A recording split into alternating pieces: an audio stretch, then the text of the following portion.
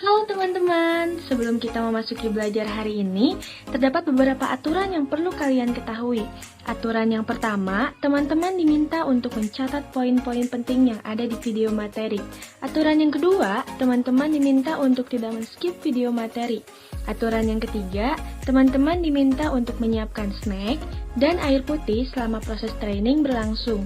Dan yang terakhir, aturan yang keempat, teman-teman diminta untuk memposisikan diri senyaman mungkin. Lalu kami akan memberikan waktu kepada teman-teman untuk mempersiapkan diri. Selamat belajar!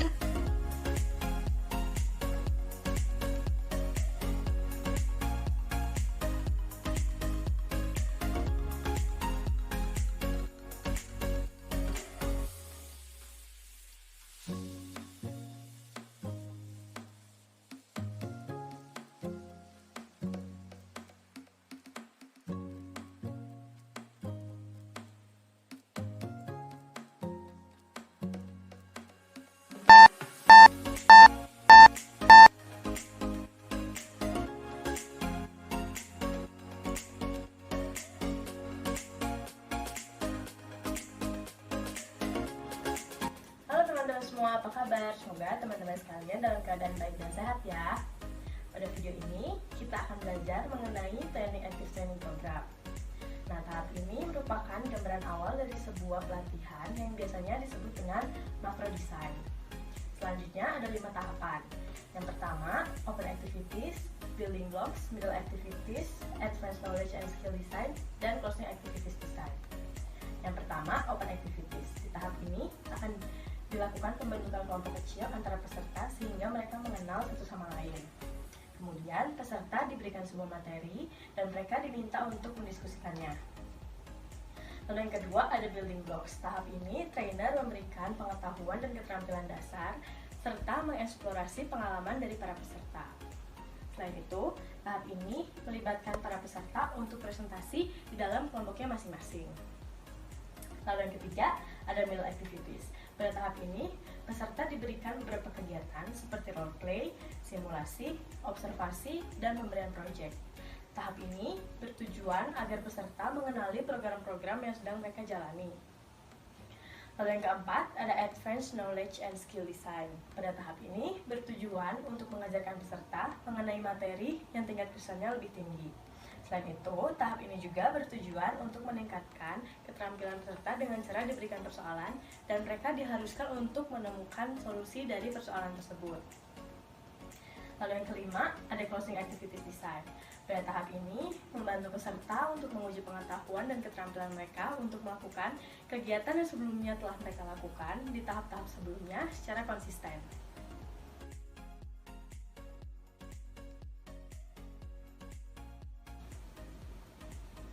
Setelah belajar mengenai macro design, sekarang kita akan belajar mengenai coaching and counseling program. Program ini bertujuan untuk meningkatkan kemampuan manajer sebagai pelatih dan sebagai konselor. Program ini terdiri dari 5 tahap. Yang pertama, opening exercise.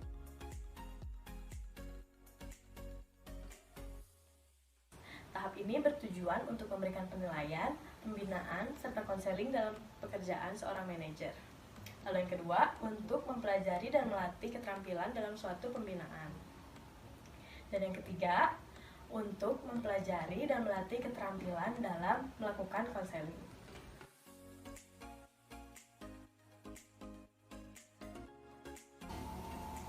Lalu di tahap kedua, ada building blocks. Pada tahap ini terdapat 2 kegiatan, yaitu melatih dan memberikan konseling pada karyawan. Contoh kegiatan yang harus dilakukan peserta, seperti meminta peserta untuk melakukan role play, meminta peserta untuk berlatih melakukan keterampilan baru kepada seorang karyawan, meminta peserta untuk berlatih cara memberikan suatu feedback, dan meminta peserta untuk berpartisipasi dalam wawancara konseling. Lalu selanjutnya yang ketiga, ada middle activities.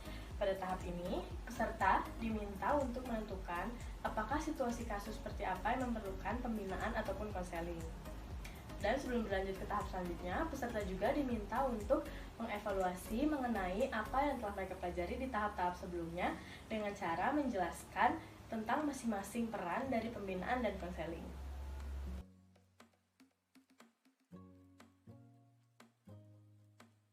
Selanjutnya yang keempat adalah advanced skills.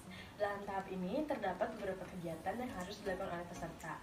Contoh kegiatannya seperti meminta peserta untuk melakukan role play dari berbagai macam situasi, pembinaan, dan konseling. Lalu meminta peserta untuk berlatih dalam menghadapi kondisi kemarahan dan penolakan. Tujuan dari tahap ini bukan hanya untuk membahas masalah yang muncul dalam pembinaan dan konseling, tetapi bertujuan untuk memproses perasaan yang muncul dan untuk melatih keterampilan yang sulit. Lalu yang kelima ada ending activities. Ending activities terbagi menjadi dua bagian. Bagian pertama ada peer consultation dan bagian kedua ada action planning. Di dalam peer consultation, peserta diminta untuk melakukan pelatihan konsultasi dengan peserta yang lainnya. Lalu dalam action planning, peserta diminta untuk mengembangkan keterampilan di dalam sebuah pembinaan ataupun konseling.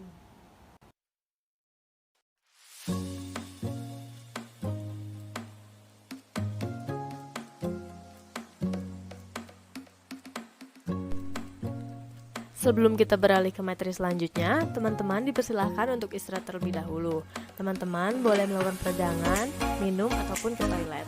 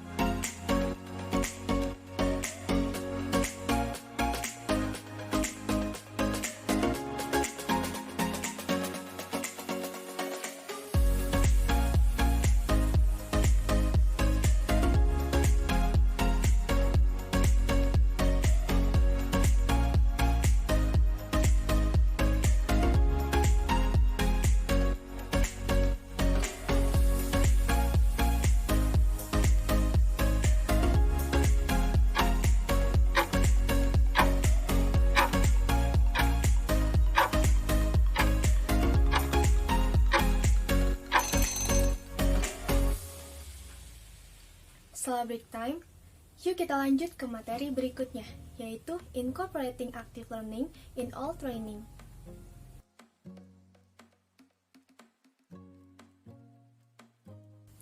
Pada zaman sekarang, training tidak dibatasi lagi dengan waktu dan biaya sesi pelatihan secara langsung. Dengan bantuan teknologi, trainer sekarang dapat merancang program secara daring. Dengan adanya teknologi ini, penting bagi trainer untuk tahu kapan dan bagaimana menggunakan teknologi tersebut dengan efektif. Penggunaan teknologi dalam training disebut dengan e-learning. E-learning terbagi menjadi 4 kategori. Yang pertama, asynchronous e-learning, group-based e-learning, virtual classroom training, dan yang terakhir, blended learning. Dan nanti, kami akan menjelaskan sedikit tentang M-learning, yaitu mobile learning dan sosial media.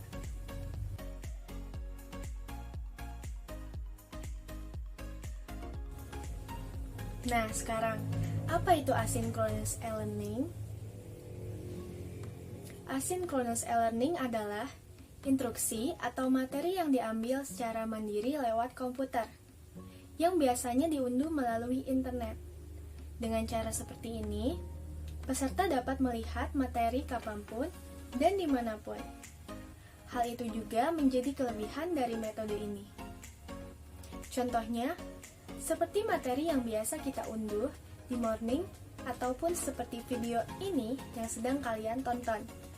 Kami menggugah video ini, dan kalian bisa menontonnya dimanapun dan kapanpun.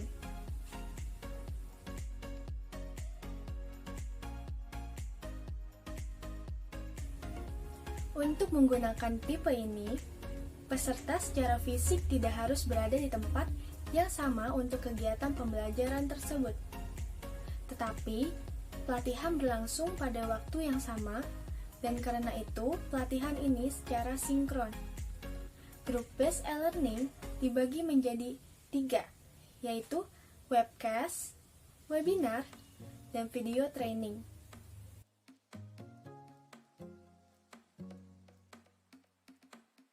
Webcast adalah acara audiovisual yang diakses baik hanya melalui komputer atau saluran panggilan konferensi.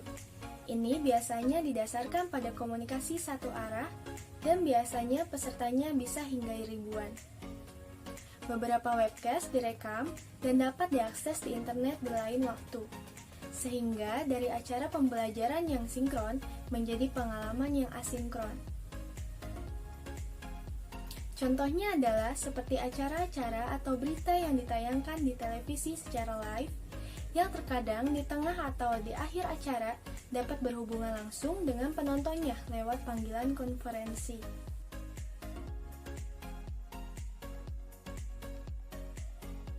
Webinar adalah versi webcast yang lebih interaktif. Webinar menggunakan aplikasi yang sama antara trainer dan juga peserta. Cara tersebut dapat menjadikan teman-teman menjadi trainer yang lebih aktif. Di dalam webinar, sering menggunakan polling dan juga kuis, yang digunakan untuk menguji pemahaman peserta dengan efisien.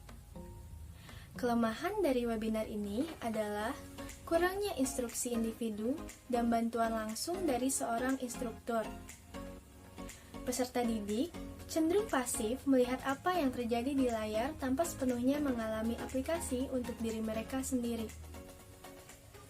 Contohnya, dalam webinar psikologi, narasumber menjelaskan materi terlebih dahulu, lalu di tengah-tengah terdapat kuis yang dapat dijawab secara langsung oleh pesertanya ataupun bisa menggunakan polling, dan di akhir acara biasanya terdapat sesi tanya jawab.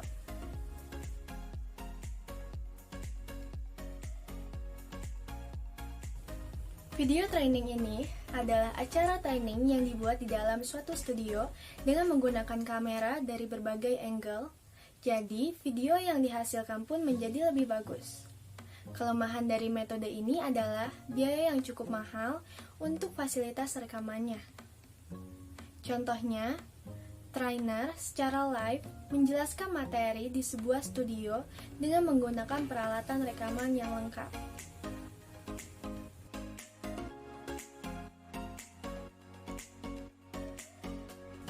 Virtual Classroom Training. Sepertinya teman-teman sudah cukup akrab dengan Virtual Classroom ini. Dalam Virtual Classroom, peserta dan juga trainer dapat berkomunikasi secara langsung dan juga lebih interaktif dengan menggunakan sebuah software yang sudah ada. Jadi, trainer tidak perlu membuat situs atau web dari awal sehingga hal ini sangat menghemat waktu. Dalam Virtual Classroom ini, biasanya diadakan alat untuk berkomunikasi secara sinkron. Contohnya, chat room dan juga whiteboard online. Contoh penggunaan pada Virtual Classroom ini adalah penggunaan Zoom Meeting, yang biasa kita pakai sehari-hari. Di dalam Zoom Meeting, kita dapat menemukan chat room, di mana kita dapat bertanya dan berpendapat, dan juga adanya fitur whiteboard online. Nah, sekarang kami akan memberikan beberapa cara untuk membuat virtual classroom yang lebih aktif. Yang pertama, pikirkan tujuan terlebih dahulu, supaya kelas training dapat menjadi lebih terfokus pada hal tersebut. Yang kedua, gunakanlah papan diskusi asinkron untuk berdiskusi mengenai pertanyaan yang provokatif, studi kasus, ataupun juga brainstorming. Yang ketiga, gunakanlah polling untuk mendapatkan interaksi yang cepat dengan partisipan. Yang keempat, berikanlah arahan dan juga pertanyaan klarifikasi sebelum memulai pelatihan apapun. Dan yang terakhir, kirimkanlah artikel untuk dibaca oleh partisipan sebelum kelas dimulai, sehingga saat kelas kita dapat membahasnya lebih lanjut.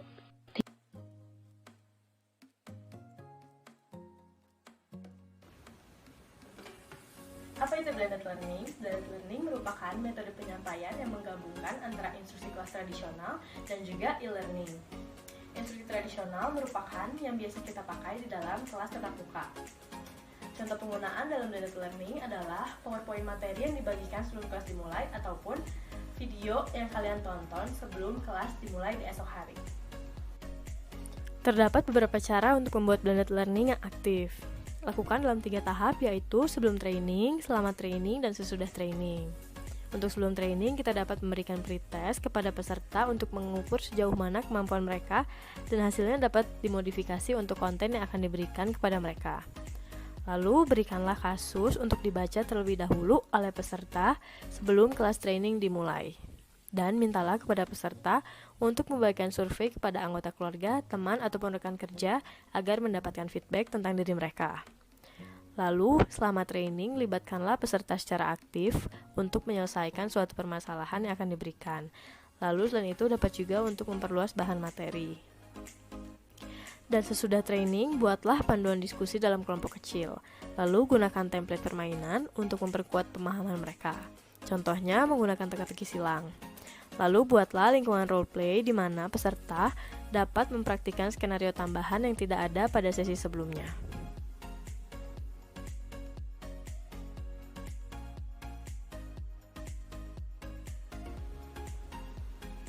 Sekarang saya akan membahas poin terakhir, yaitu media sosial dan e-learning di dalam training. Rasanya sekarang semua orang sudah memiliki handphone dan juga memiliki media sosial. Trainer menggunakan media sosial ini untuk melakukan training pada pesertanya dan untuk melihat perkembangan dari pesertanya tersebut. Media sosial ini memudahkan kita untuk mendapatkan informasi di mana mereka menyediakan alat pembelajaran yang baru dan juga terdapat konten yang lebih luas. Dengan menggunakan media sosial, trainer dan peserta akan menjadi lebih terhubung satu dengan yang lainnya. Contohnya, trainer menggunakan WhatsApp untuk membagikan materi kepada peserta dan untuk menanyakan perkembangan pada peserta tersebut.